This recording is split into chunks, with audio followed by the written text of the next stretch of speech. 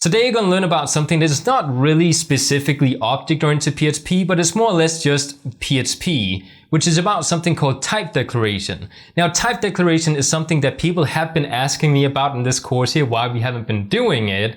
And it's something that is still so relatively new when it comes to PHP, that I still see a lot of people not using it when it comes to creating PHP code. So in order to not confuse too many people too quickly in this course here, I decided to just wait a little bit and just create a separate episode just doing type declarations, even though when an object-oriented PHP course, and it's not really object-oriented, specifically. Now, the whole idea about type declarations, which used to be called type hinting, by the way, so if you get a little bit confused about type hinting and type declarations, they're essentially the same thing. Type declarations is something that we use in order to make sure that the user passes in the right type of data inside functions or methods. Because if I were to create a method, let's actually go and jump into my class here.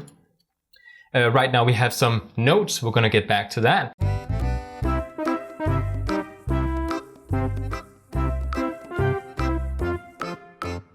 But if I were to jump down to the methods I have here, you can actually see that I included that I want a data type string inside this method here when we pass in a parameter. So right now when I pass in something, I also declared that it has to be a string. Now, this is something that we use in other languages, such as C# and other object-oriented languages. And this is something that is really a long time coming to PHP. It's something that we've had in other languages for a long time. So it's great to see that we can get this in PHP today.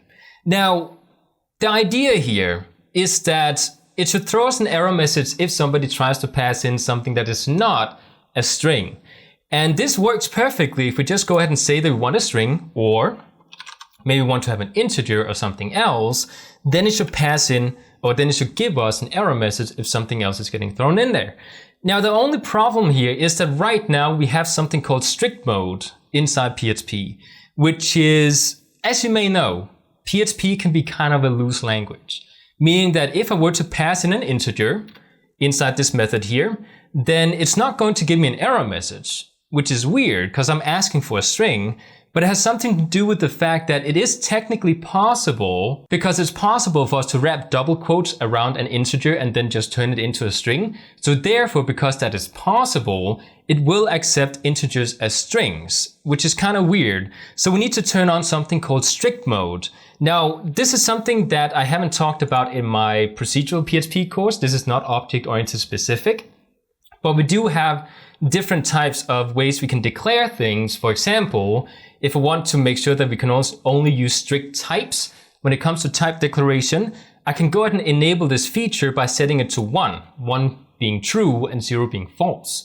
So by enabling strict mode at the top of my document, which I have right here, we are now saying that, okay, we want it to be very strict about the type of data that we pass into functions or methods.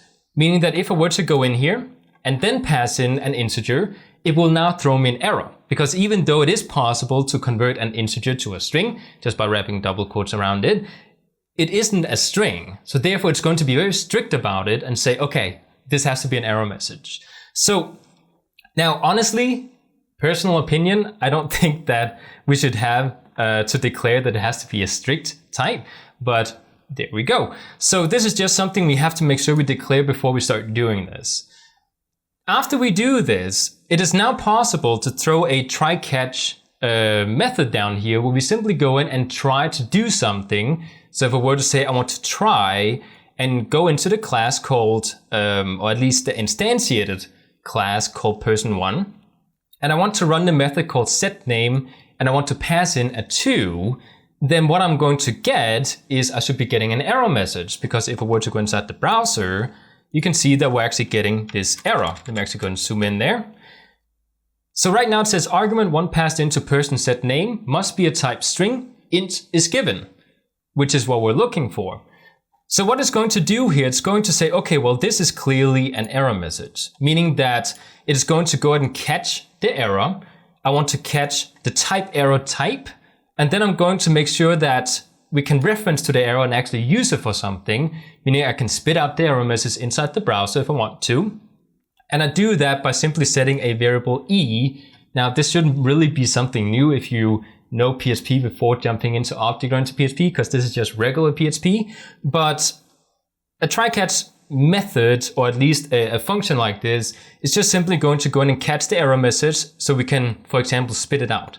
And the stuff that you see inside the browser right now is just the error message that I'm putting down here that I just highlighted. So now what we can do is I can actually go ahead and actually pass in the right type of data, so we have something that is proper. So instead of passing in an integer, I can actually go ahead and say, well, whoops, I want to pass in a name. So if I want to say Daniel, I can go ahead and sort of save this, go inside the browser, refresh, and as you can see, we now get Daniel because we did type in, or we did pass in the right type of data.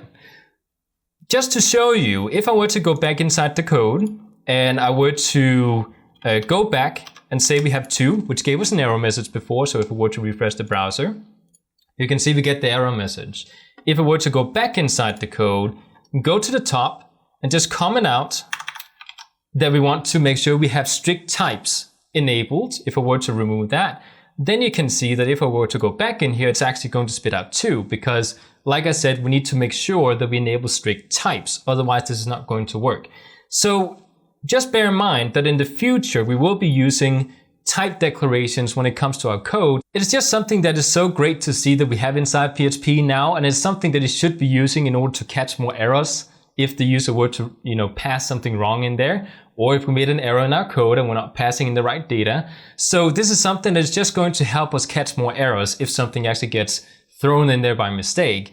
But besides this, I think that this is all I want to talk about when it comes to type hinting or type declarations. So just keep in mind that I will probably get people asking why I'm typing this into my methods down here in the future if somebody's jumping ahead of the course or something, because it is, like I said, something that a lot of people still haven't made part of their everyday PHP. So it's something that is really good for you to just start using and get familiar with it. So I hope you enjoyed this episode, and I'll see you in the next one.